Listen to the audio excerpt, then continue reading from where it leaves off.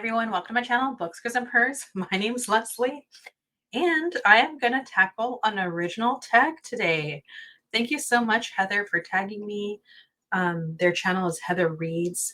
This is an original tag that was co-created with Books Off the Beaten Path. So thank you for tagging me because Heather, I don't think I was aware of your channel or Meg's channel. And so I've subscribed to both of you. And both of you have like an eclectic taste. So I look forward to checking out your channels. And if you're new here, excuse me,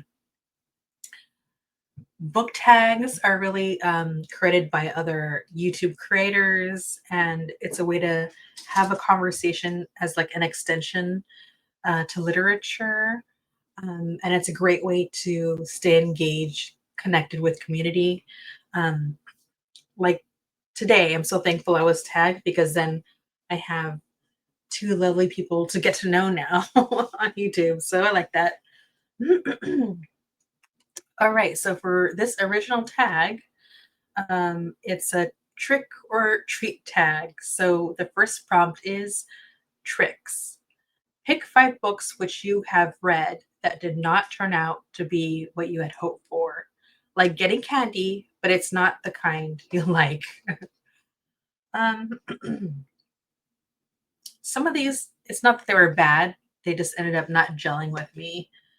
I'm trying to figure out where to start because some of them I want to go back and read. All right, so I've talked about this a couple of times, and that is The Vegetarian by Han Kang. I've read other work by this author and I liked it. This is also translated literature, but this is the first book I had ever read by the author, and I had a difficult time digesting what the author wanted me to take away. And I found myself just going down the YouTube rabbit hole of watching other book discussions just to grasp what was going on. So I definitely want to read this at a later time, circle back a bit more. I definitely like the other writing by the author, and I kind of wonder if the author used a different translator for the other work that I did like. That's something that I'm gonna have to look into. But this one, uh, the Man Booker International Prize. So a lot of people did get it. It just went over my head. um, all right. So if you're been a returning subscriber, you know that I absolutely love Legends and Lattes, but I did not enjoy the prequel, Bookshop and Bone Dust. Actually, I liked it. I just didn't like it as much as I did um, Legends and Lattes. I don't know. Legends and Lattes just had the magic recipe and it just worked out. And so I could understand why people were so into it. But Bookshops and Bone Dust just felt a little bit flat for me. And I found myself missing the characters. I mean, we have Viv, but it's before she settles into a village and starts her own coffee. What was it? What did she call it? Bean water establishment instead of a cafe. But yeah, I wish I liked it more, and I just wasn't into it. So earlier this year, I want to say in January or February, I had a live show, and it was with C from C the Superior. Go check out the channel. And we read Something Kindred together by Sarah Birch. This is YA, and I was so captivated. Like, this is like the coolest cover. I don't think I'm ever gonna get rid of this book, just because on like a very surface level, I love this cover. But when you actually read the sleeve of the book versus what you actually end up reading, it's very different.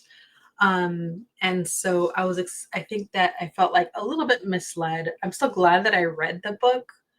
Um, it's definitely garners the discussion when you're reading it, but there's just there's certain things that actually kind of did make sense, and once again didn't really live up to what the the sleeve said this book was going to be, and that's something that actually see this appear like brought up during our live show and probably spoke better about that than I did. I was just kind of like trying to understand where this was going, but so yeah, it didn't quite gel. Lastly, is a winner of the Pulitzer Prize, and that's House Made of Dawn by M. Scott Momaday. I have just had a this is like a revered book, a beloved book.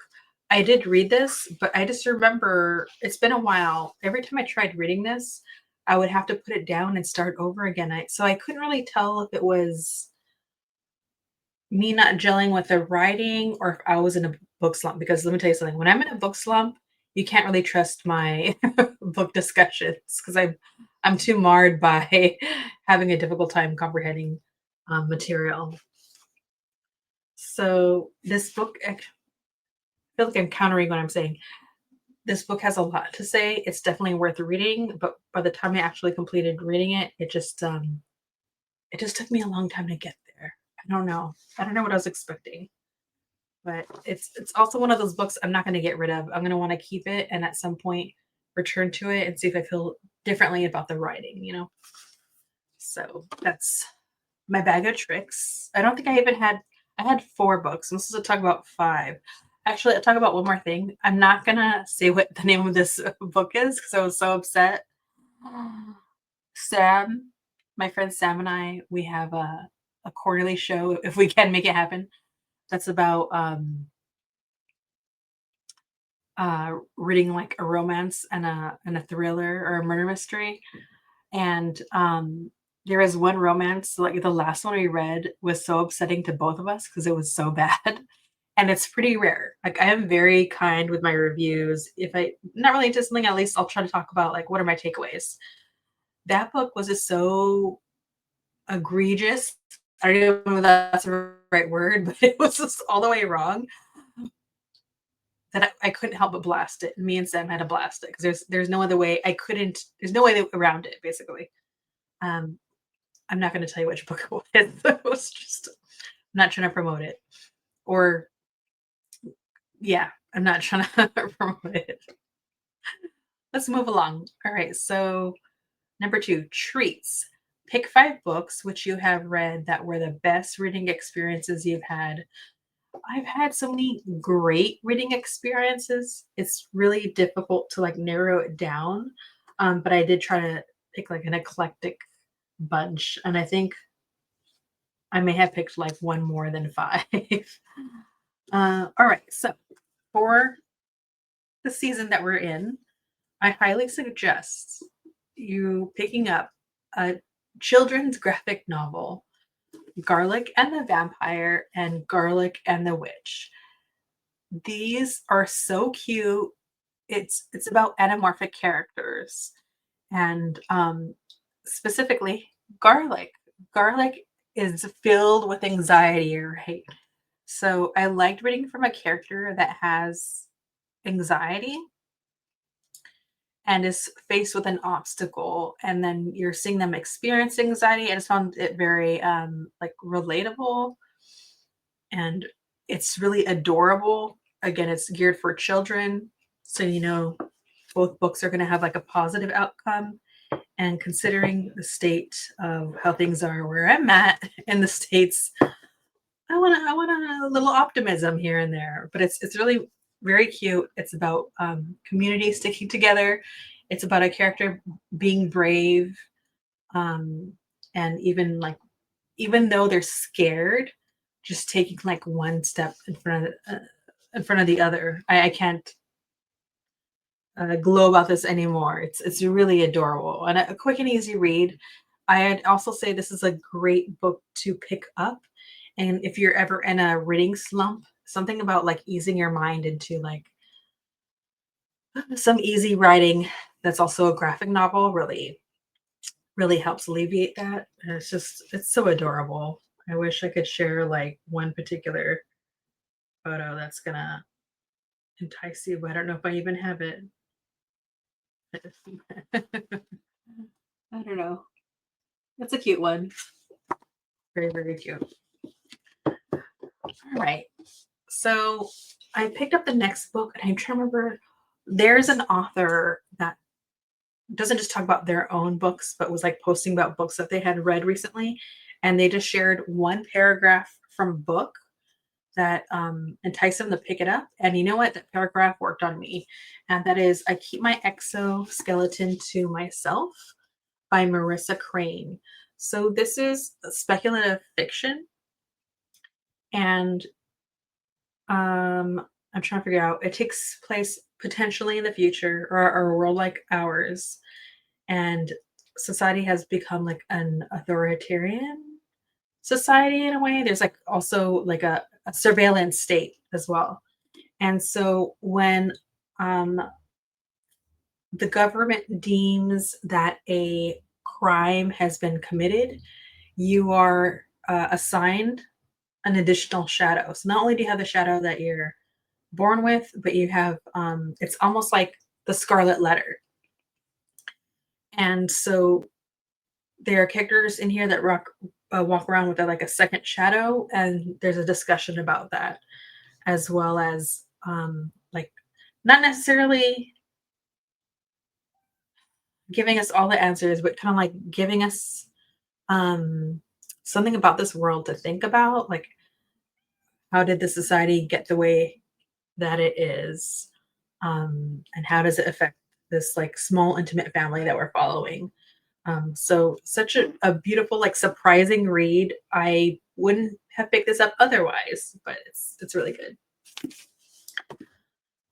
Another great read that I'm so glad that I picked up, and I was actually able to pick up like an author copy. I didn't get to see them speak though. That is Why Willie Mae Thornton Matters by Lenny Denise. Um, I know so little about Willie Mae Thornton, and picking up this book uh, is just not having a conversation about this incredibly talented musician singer that really like didn't get as much credit uh, that she deserved in life and in death. So I think this is really important to remember this person, but also there's a conversation about how I say this, not just the author, but like why hasn't there been anyone else that's written about this particular musician that also happens to be uh, a person of color, a black person? Because the only other biography on this musician is like a white man. And so there's like a discussion about that and maybe like how one person, because of their experiences, interprets a person in their life versus another person. And so there's like an interesting dialogue going on regarding that as well. So it really just blew me away for so many different reasons. As you can tell, I have all my little tabby still on it. um, so this year, I don't think it was this year, last year, I had the privilege, the utter delight to interview DL Tillery because they had a like this it's kind of genre bending, but I'll say horror, dark romance book that came out, and it's called Cagliostro, Tale of the Libertin, and I just wasn't sure if I was gonna like it. This is an independent author, I believe, and so I think I was just like nervous how I was gonna receive this. So I had a little bit of anxiety going into reading it, but I read it and I like actually had to cram read it because my schedule was so crazy. So I even had a sprint that was basically just a marathon of me reading this book. But I genuinely was so sucked in and loved her writing. And I also felt really good going into the interview with the author because it turns out all those little things that I was picking up from the writing that like the author agreed with. So it's like, okay, it's not all in my head. And so when you're reading it, you're definitely going to get a sense of like all these like influences that if you're a fan of like fables or horror or dark romance, if you're a fan of like K-dramas, they're gonna get plenty of yearning from this. So there's just a lot going on. Um, Also, I'll say one more thing about this book, which is that I have yet to come across a writer that writes out like action sequences in a book. Sorry, I'm trying to move things because my cat's trying to get to my food.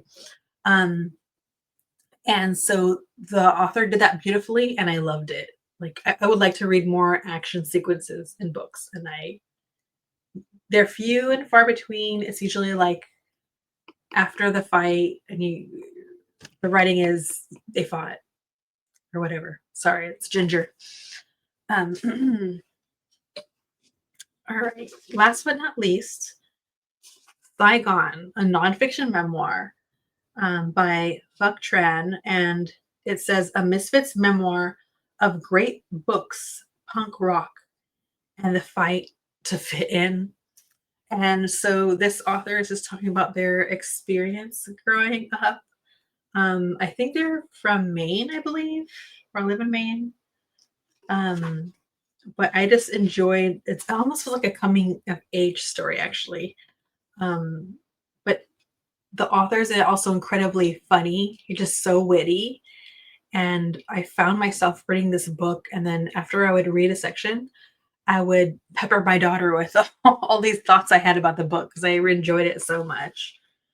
I wish I could tell you like something specific, but I just remember having the feeling of like utter joy from reading this memoir.